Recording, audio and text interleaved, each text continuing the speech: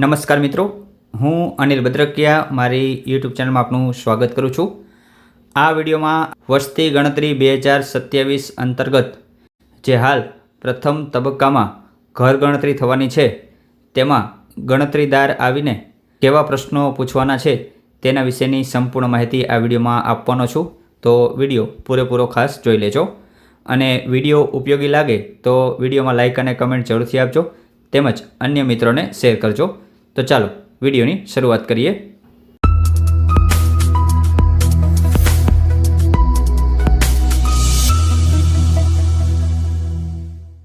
વસ્તી ગણતરીના આ પ્રથમ તબક્કાની ઘર ગણતરીમાં કુલ 34 જેટલા પ્રશ્નો છે, જેમાં સૌથી પહેલો પ્રશ્ન છે લીટી નંબર, જે ઓટોમેટિક કોમ્પ્યુટરાઇઝ જનરેટ થશે।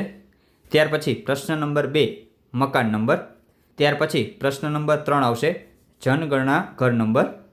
ત્યારબાદ પ્રશ્ન નંબર 4ની વાત કરીએ તો પ્રશ્ન નંબર 4 છે ભોંયતળિયામાં વપરાયેલ મુખ્ય સામગ્રી, એટલે કે તમારું ભોંયતળિયું શેનું બનેલું છે તેની માહિતી આપવાની થશે। ત્યારબાદ પ્રશ્ન નંબર 5ની વાત કરીએ તો દિવાલમાં વપરાયેલ મુખ્ય સામગ્રી, એટલે કે તમારી દિવાલ છે તે મુખ્ય કઈ સામગ્રીથી બનેલી છે તેની વિગત આપવાની થશે।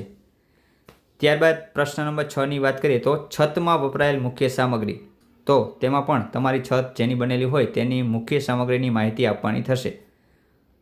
ત્યારબાદ પ્રશ્ન નંબર 7ની વાત કરીએ તો જનગણના ઘરનો ઉપયોગ નક્કી કરો, એટલે કે તમારું ઘર છે તેનો ઉપયોગ છે તે કઈ રીતે થઈ રહ્યો છે તેની માહિતી આપવાની થશે। ત્યારબાદ પ્રશ્ન નંબર 8 આ જનગણના ઘરની સ્થિતિ, એટલે કે તમારા ઘરની સ્થિતિ કેવી છે તેના વિશેની માહિતી આપવાની થશે। ત્યાર પછી પ્રશ્ન નંબર 9ની વાત કરીએ તો કુટુંબ નંબર, જે ઓટોમેટિક ક્રમશઃ કોમ્પ્યુટરાઇઝ જનરેટ થાય છે, તેમાં તમારે કાંઈ માહિતી આપવાની નથી। ત્યાર પછી પ્રશ્ન નંબર 10 આ કુટુંબમાં સામાન્ય રીતે રહેતી કુલ વ્યક્તિઓની સંખ્યા આવશે।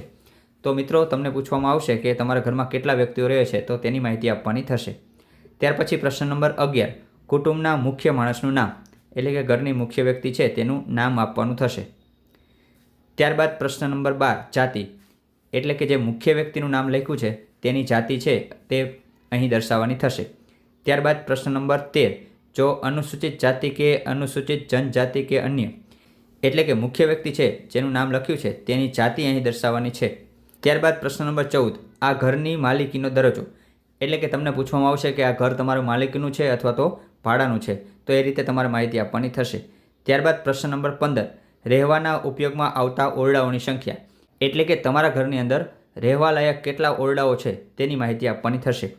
ત્યાર પછી પ્રશ્ન નંબર 16 આ કુટુંબમાં રહેતા પરિણીત દંપતીઓની સંખ્યા, એટલે કે ઘરમાં કેટલા પરિણીત દંપતીઓ છે તેની માહિતી આપવાની થશે।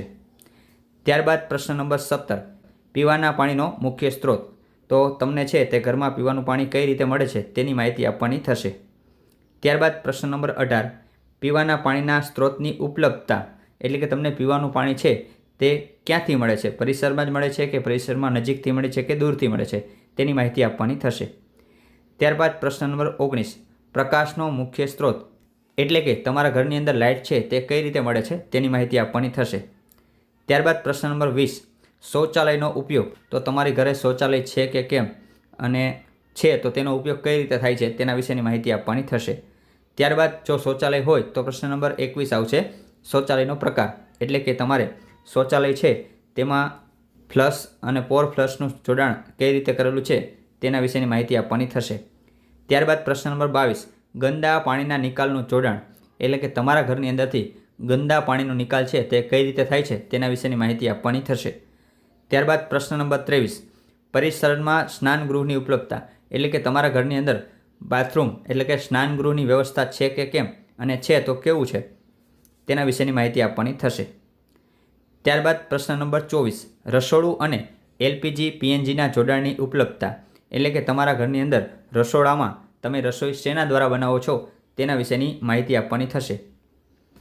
ત્યારબાદ 25 નંબરનો પ્રશ્ન રસોઈ માટે ઉપયોગમાં લેવાતું મુખ્ય ઈંધણ, એટલે કે તમે જે રસોઈ બનાવો છો તેના માટે તમે કયા ઈંધણનો ઉપયોગ કરો છો તેની માહિતી આપવાની થશે। ત્યારબાદ પ્રશ્ન નંબર 26 રેડિયો અને ટ્રાન્ઝિસ્ટર, એટલે કે તમારે ઘરની અંદર રેડિયોની ઉપલબ્ધતા છે કે કેમ તેની માહિતી આપવાની થશે। ત્યારબાદ પ્રશ્ન નંબર 27 ટેલિવિઝન, તો તમારા ઘરની અંદર ટેલિવિઝન છે તો તમે કઈ પ્રકારની કનેક્ટિવિટી ધરાવો છો તેની પણ માહિતી આપવાની થશે. ત્યારબાદ પ્રશ્ન નંબર 28 ઇન્ટરનેટની ઉપલબ્ધતા એટલે કે તમારા ઘરની અંદર તમે ઇન્ટરનેટ વાપરો છો તો એ કઈ રીતે વાપરો છો તેની માહિતી આપવાની છે. પ્રશ્ન નંબર 29 લેપટોપ કે કોમ્પ્યુટર તમારા ઘરે છે કે કેમ તેની માહિતી આપવાની થશે. પ્રશ્ન નંબર 30 ટેલિફોન અને મોબાઈલ ફોન સ્માર્ટફોન તો તમારા ઘરે લેન્ડલાઇન છે, સ્માર્ટફોન છે કે અન્ય કોઈ મોબાઈલ છે તેની માહિતી આપવાની થશે. ત્યારબાદ પ્રશ્ન નંબર 31 સાયકલ અને સ્કૂટર તો તમારી ઘરે સાયકલ સ્કૂટર કે કાંઈ હોય તો તેની માહિતી આપવાની છે. પ્રશ્ન નંબર 32 કાર જીપ વાન જો તમારી ઘરે હોય તો તેની માહિતી આપવાની છે. પ્રશ્ન નંબર 33 કુટુંબ દ્વારા ઉપયોગમાં લેવાતું મુખ્ય અનાજ એટલે કે તમારે અનાજની અંદર સૌથી વધારે શેનો ઉપયોગ કરો છો તેની માહિતી આપવાની થશે. અને છેલ્લો પ્રશ્ન નંબર 34 મોબાઈલ નંબર તો તમારે અહીં તમારા ઘરનો કોઈ પણ એક મોબાઈલ નંબર છે તે અહીં આપવાનો થશે. તો મિત્રો આ રીતે કુલ 34 પ્રશ્નો છે તે વસ્તી ગણતરીના પ્રથમ તબક્કાના જે ઘર ગણતરીના કાર્યક્રમ છે તેમાં પૂછવામાં આવશે. તો તમારી ઘરે જે પણ ગણતરીદાર આવે તો તેને ખૂબ સાથ અને સહકારથી આ તમામ પ્રશ્નોના જવાબ યોગ્ય રીતે અને સચોટ આપજો જેથી એમની પણ કામગીરી છે તે ખૂબ જ સહેલાઈથી પૂરી થઈ શકે. તો અત્યારે આ વિડીયો બસ આટલું જ. ફરી મળીશું કોઈ નવા વિડીયો સાથે. જય હિન્દ, જય ભારત.